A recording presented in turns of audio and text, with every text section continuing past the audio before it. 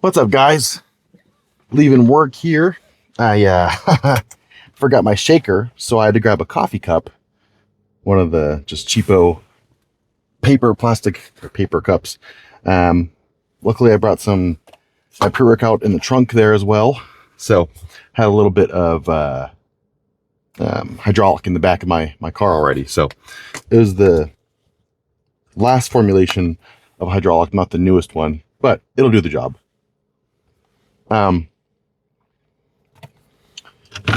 Yeah, so this is my last day of work for the week. Heading over to the warehouse gym. Gonna go crush some back. But don't mind me, just gonna sip my coffee here.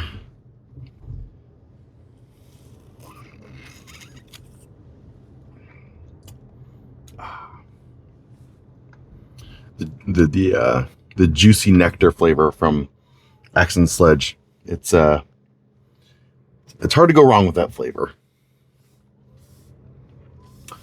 Although I don't think they have the juicy nectar in the newest formulation of hydraulic. But they do have it in the grind and a couple other things. So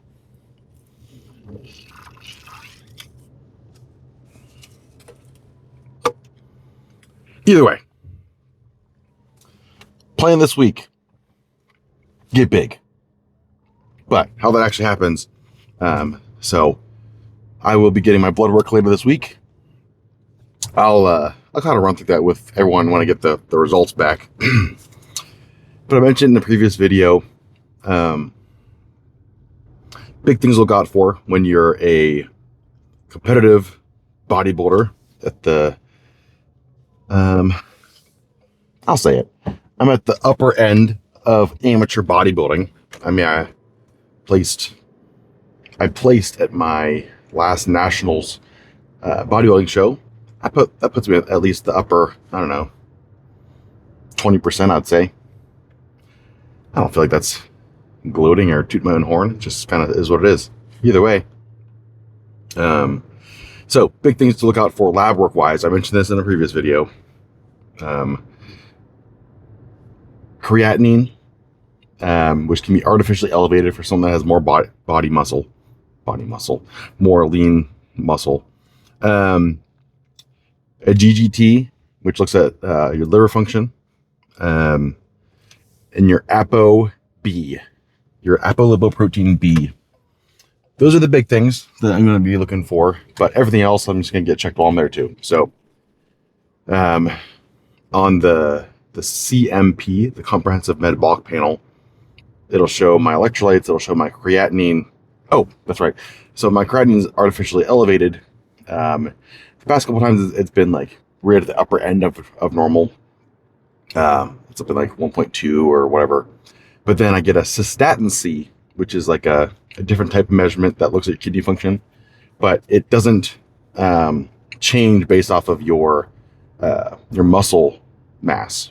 So with that one, my glomerular filtration rate, my GFR, that's how we use to measure kidney function, is always great. So even though it looks like it's reduced kidney function on the CMP, actually looking at how my true kidney function is, it's always fine.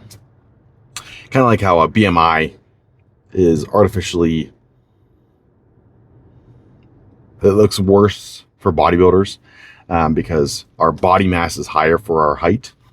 But for the vast majority of the population, BMI is a good marker for overall health, as much as they don't like to hear that.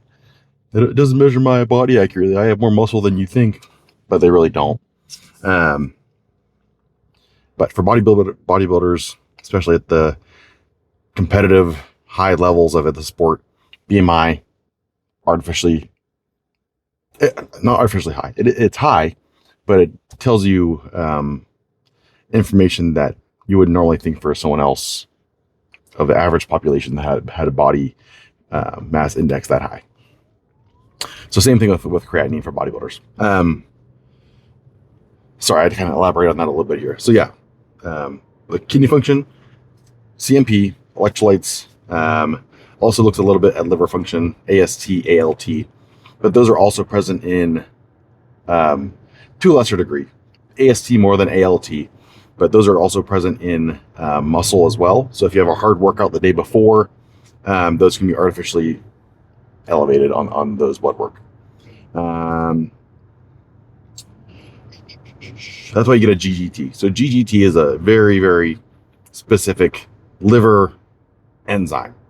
It's not located in anything else. I mean, it's liver and biliary, but not located in like muscle or anything like that. So it won't be elevated abnormally in those situations.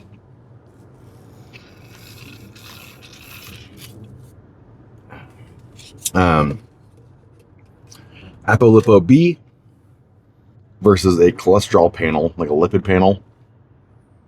ApoLipo-B kind of breaks down the composition of your bad cholesterol. Okay, so you can get a lipid panel. They're pretty cheap. I think they're like $6, depending on some of the websites you go to that you order labs from. So it's good to just have a good like a lipid panel in general. But in isolation, it doesn't tell you all the information you want. I recommend everybody get a apolipoprotein A level once in their life, just once. 90% of it is set in stone by genetics. The other part can be changed a little bit, but either way, it's not going to change it to any serious degree. Luckily, with my awesome genetics, my apolipoprotein A is undetectably low, which is good. I think the units that I was using, good. Go ahead. If it's below 20, it's optimal. And mine was less than 6. Like it didn't measure less than 6. It just said like less than sign 6, which makes sense. My family has no heart disease in it at all. Some people that married into the family have some, but like the DO line is strong. Anyways, so I feel pretty protected from a heart disease standpoint, even with all the extracurriculars of bodybuilding at a high level. But getting apolipoprotein B tells you what your cholesterol looks like broken down in terms of how you can change it. So like I said, lipoprotein A, you can't change it, set in stone, genetics. Lipoprotein B, that can be changed with some supplements can change it, but like statin medications can change it. Exercise, diet changes, those can alter that one. But in a lipid panel, they'll also tell your triglycerides. Triglycerides for most people aren't a huge worry, but there's certainly people that can have a familial hypertriglyceridemia. Those people have a high risk of getting early arteries, atherosclerosis, early pancreatitis. High risk for those things. So that's a good one to get checked out pretty frequently. Not frequently as in like the familial stuff isn't going to change. It's genetic, that part. But looking at triglycerides in general is always a good thing to just check. A1C, especially after a push session where you're putting on body weight in a pretty, not overly aggressive manner. I definitely don't put on it in an overly aggressive manner. I usually aimed for about pound or so a week of body weight increase. So that's not crazy high by any means. That's 500 calories surplus a week. Per day, per week. That'll get you to a pound. But people that are really putting on weight, doing like the dirty bulking, their A1C can get up there. Those people, that's why people will sometimes throw in insulin into their off-season regimen. And it's like, personally, if you have to use insulin to control your blood sugar because of a bulk, you're putting yourself in some long-term damage there. Okay. Like, yeah, you can manage it with insulin, but also if you're at that point, it might be a good time to just kind of pull back, enter a little mini cut, maybe not even a mini cut, maybe a cut. Um, Make your body a little bit more sensitive to insulin. Um, I think that's a good idea. Most people should do that. Uh, so, getting an A1C, see where your blood sugars have kind of been sitting at for the past couple months during the bulk there, and a CBC. So CBC, blood count, looks at your white blood cell count. Hopefully that's not elevated, but mostly your hemoglobin and your hematocrit. Okay. Um, Sometimes athletes, ones that participate in anaerobic sports, or some athletes that participate in the PED usage, their hemoglobin and hematocrit can be elevated um, as well. And so, hemoglobin, hematocrit, platelets, if those are elevated, you're at higher risk of blood clots forming. So just be aware of that. I think that's about it. There's a couple other like little labs you can toss on there, here or there, but sorry, there was one more. I remember because I was like kind of going through my cart in my head of what I usually buy. A high sensitivity CRP. So CRP is a C-reactive protein. Essentially, it's an inflammation marker of your body. The regular CRP, not the high sensitivity one, is usually elevated in like infections or like some big involved process, like a wound infection or like sepsis in the hospital, like stuff like that. High sensitivity CRP chronically is a risk factor for developing coronary atherosclerosis, heart disease. So that's always a good one to see as well. That one can also be managed with some diet, but also just like pulling back on some of the exogenous stuff that people add in during bodybuilding not shows, but well, shows too. But in general, I I got labs one time after my first show, in my high sensitivity CRP was pretty elevated. I was like, what the heck is going on? And then my liver enzymes were elevated, and my white blood cell count was elevated.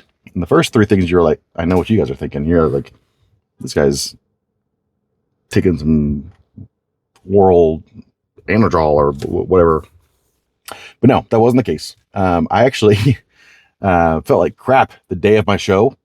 I had like bloodshot eyes, sore throat, had like a watery look all over me. I ended up winning the show. Luckily, I just was able to kind of compensate throughout that day.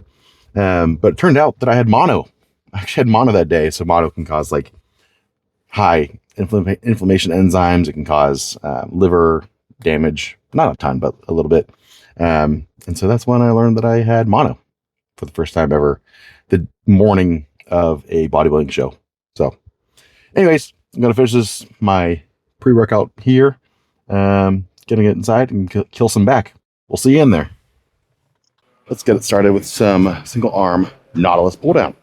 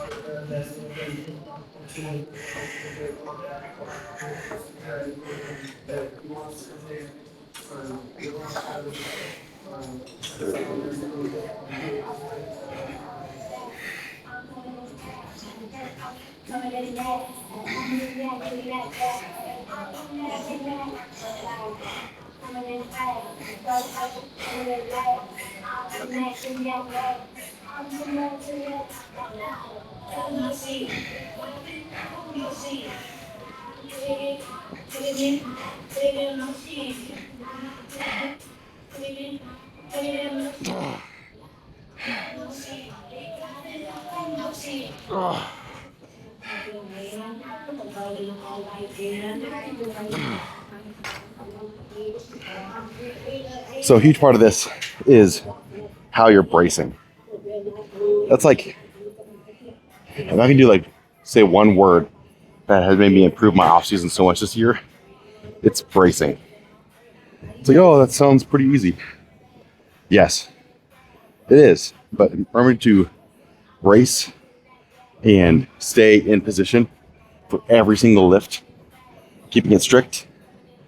It's not as easy as it sounds, but the payoff has been awesome. One of these days, I'll post a video of like beginning of this off season versus where I'm at the end of it. And it's just like, it's a huge difference. The growth I've had this off season has been like tremendous. So, all right, I think go a little bit heavier.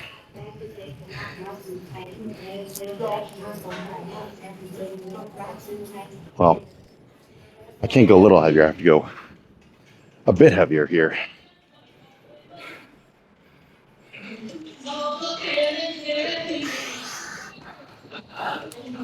Feel that stretch before you even get into position. Sit down into it.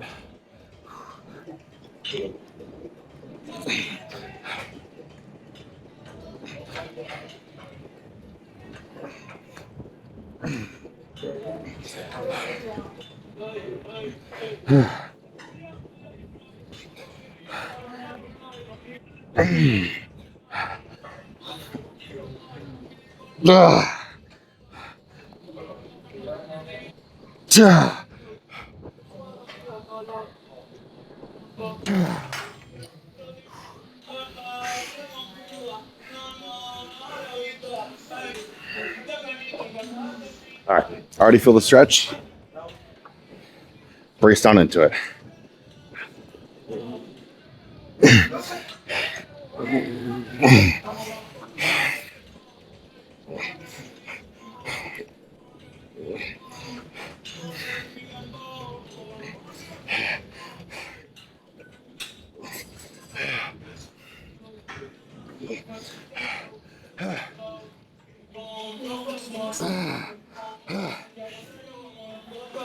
Come on.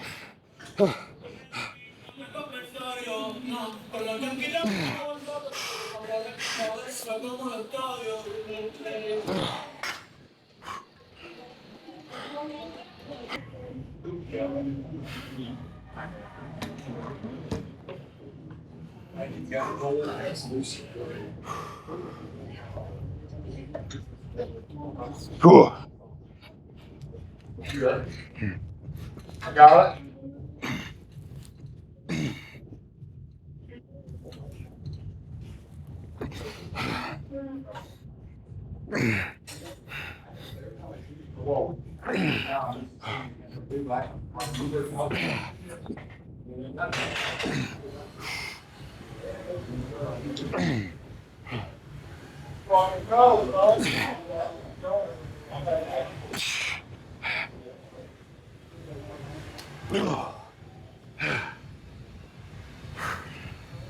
That felt good.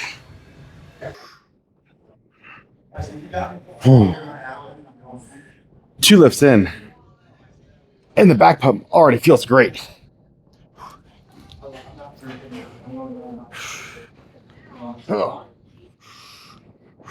Brace.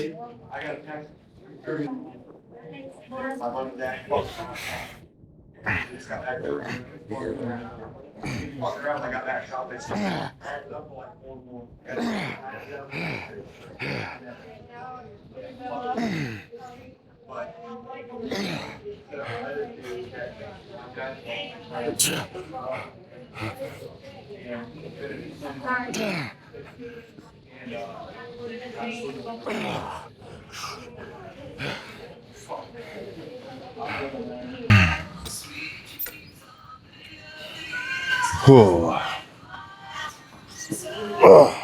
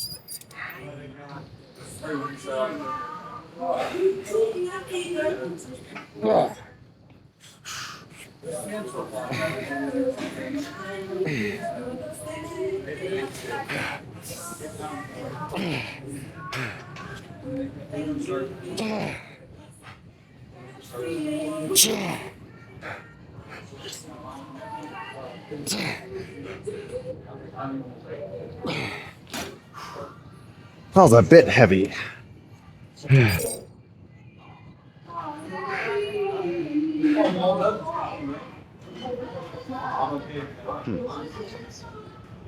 Yeah, that was a bit heavy. Probably gonna lighten up a bit here. Really trying to hold that contraction, hold that squeeze.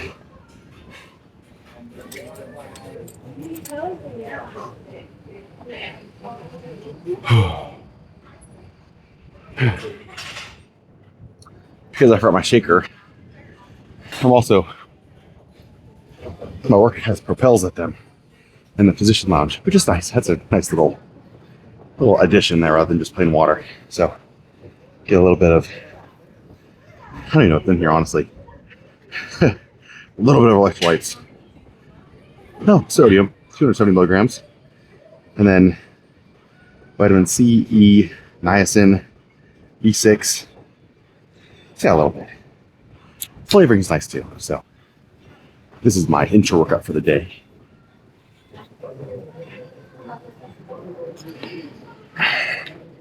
Okay.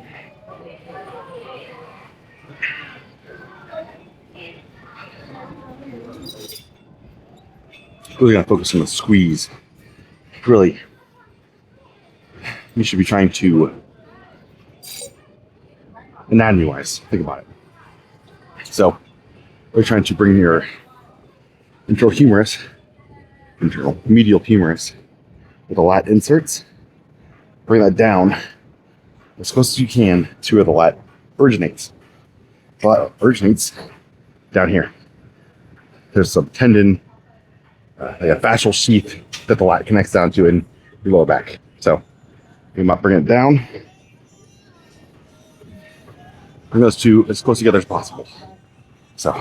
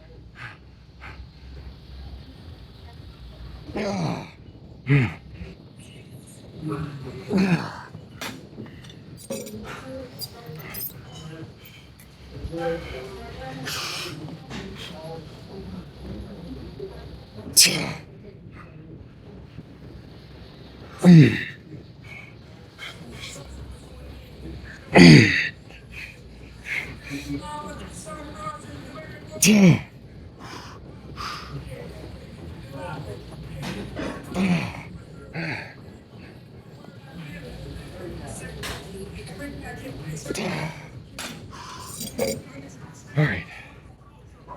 Cover some low row action. See if that machine's open up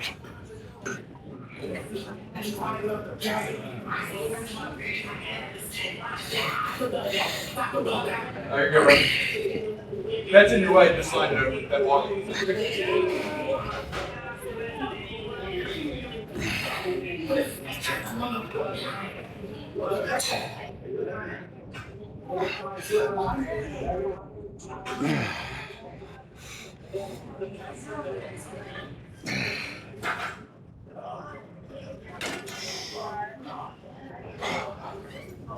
Let's come down just a touch here.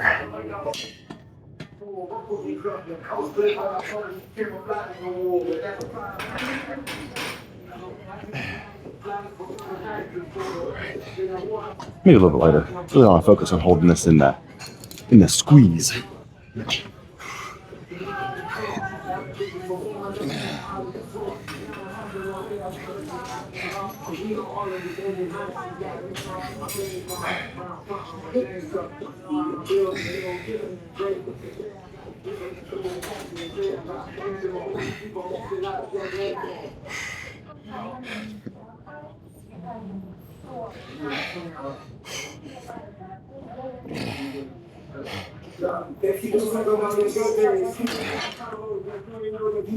Jeez, man.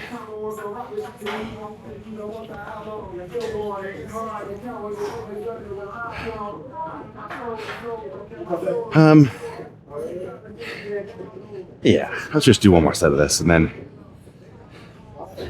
we'll move on to some more rowing action before hitting the biceps hard. Oh yeah, we'll get to do my favorite bicep curl machine today. So, always happy with that one. Something that I've been doing a lot unintentionally and something I've been working on.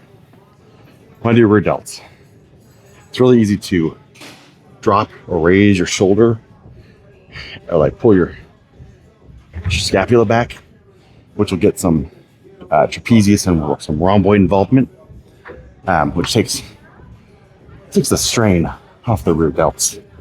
So just something to really try to hammer down. Try to keep your shoulders in one spot the whole time. And then even when you're back this far, that last little couple inches you can get from squeezing your scapula together, it's taking the tension off your rear delt. So try not to do that. I still mess it up sometimes too. So I'm not, by no means am I perfect with this, but drop your shoulders.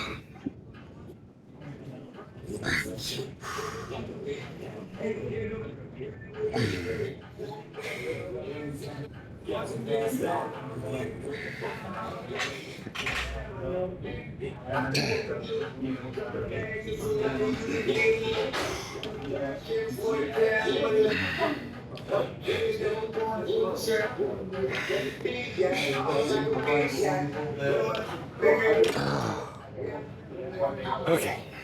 All right.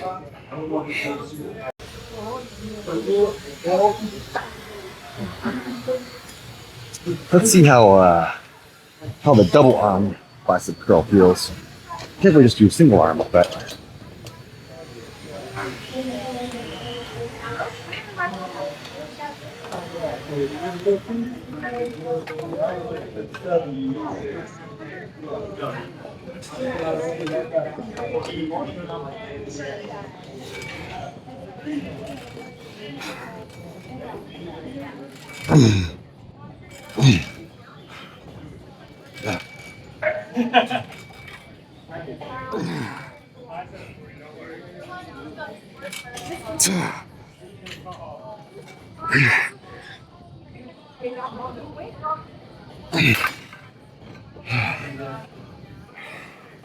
I feel like that was harder, but I didn't feel as much.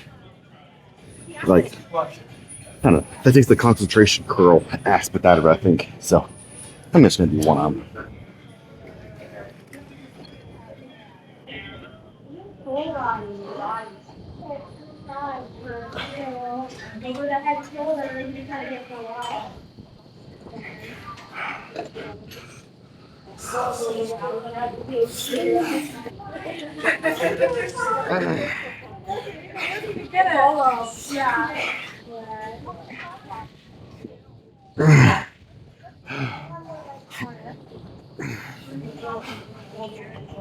Dang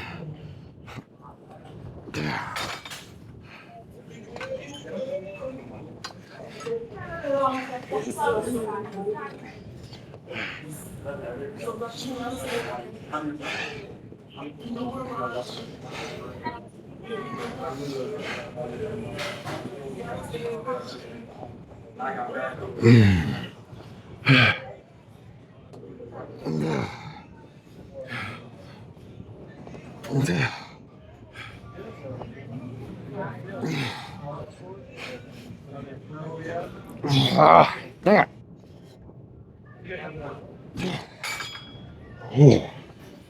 Much more bicep tension with the single arm. So that was the right choice to stick with that.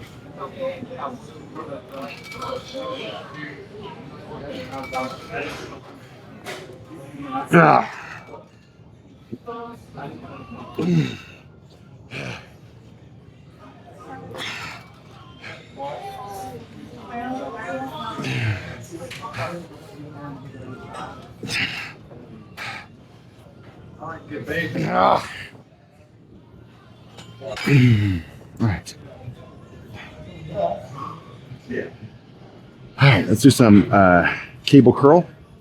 Let's call it a day. Cool.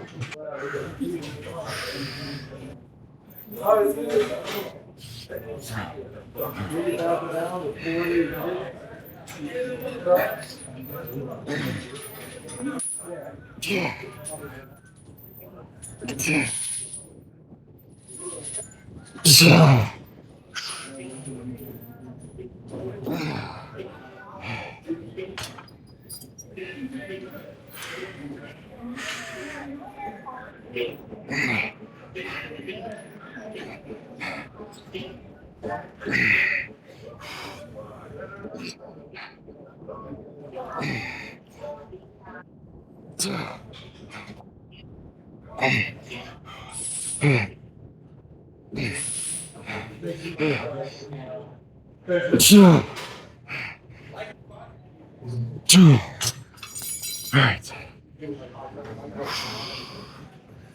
Let's keep it going.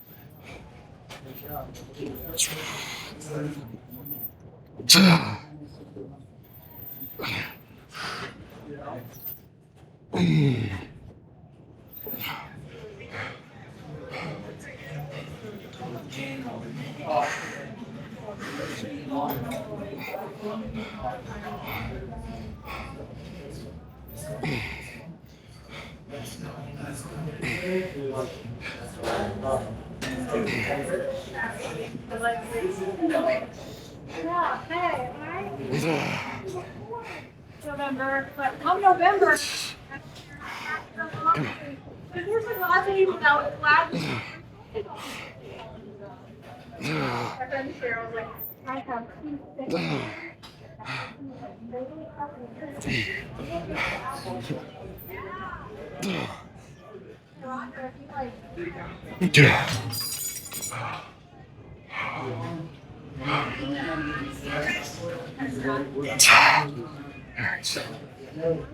Drop it down one more time. One more burner set, we'll call it.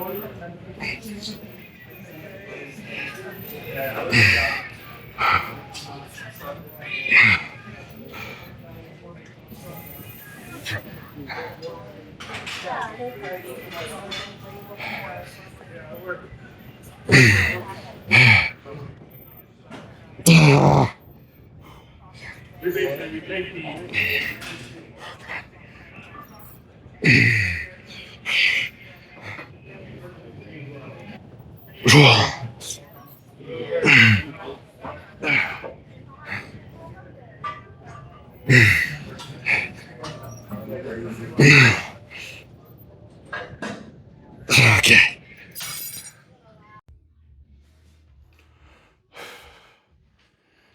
All right, guys. A little bit of posing to finish it off. I didn't think I was going to, but changed my mind.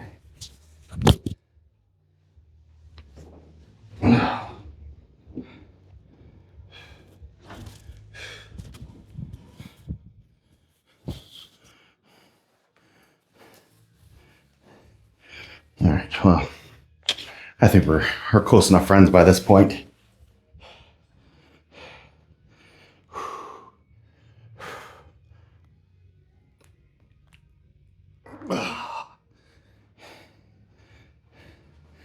It's a little bit weird why it sound like that. Might as well just take them off, you know?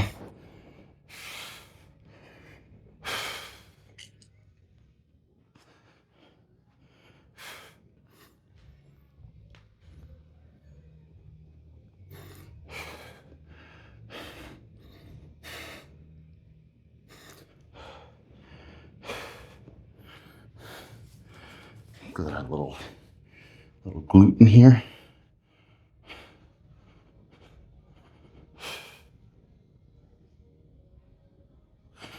All right, time for the money shot here, man. We were working back today.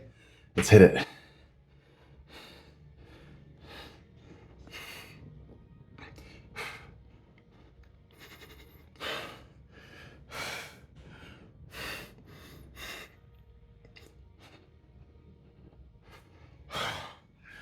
All right, now that's enough for today.